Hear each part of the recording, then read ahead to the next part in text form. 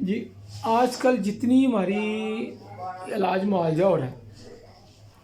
بدقسمتی یہ ہے کہ اس میں 99.99 مریض کی مرض پر معالج کی نظر نہیں ہوتی، اس کی جیب پہ ہوتی ہے۔ دوائی کتنی مہنگی دینی ہے، ٹیسٹ کتنے لکھنے ہیں،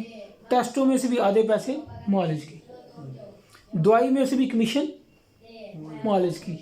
اور یقین کریں اکثر دوائیاں جو مریض کو دی جاتی ہیں ان میں 50% سے زیادہ غیر ضروری ہوتی ہیں، صرف کمیشن کے لیے۔ ٹیسٹ بھی جو موسٹلی لکھے جاتے ہیں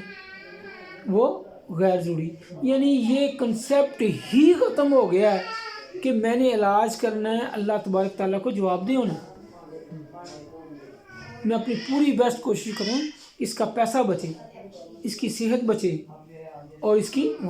اور جو مرض معالج کو ہوتا ہے اس میں وہ دوائی اور یوز کرتا ہے، مریض کے لیے کچھ اور رکھتا ہے۔ ان کے نفس کی خواہش کے تابع ہو گئے، پیسہ جو ہے وہ مطمع نظر بن گیا، اور ایک معالج کے لیے یہ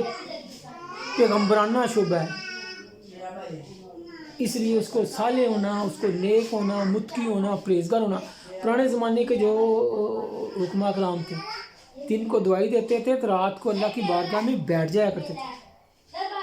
مصلے پہ بیٹھتے اور دعائیں کرتے تھے، یا اللہ دوائی دینا میرا کام ہے، میں نے دے دی، شفا دینا تیرا کام ہے، تو شفا دے اس کو۔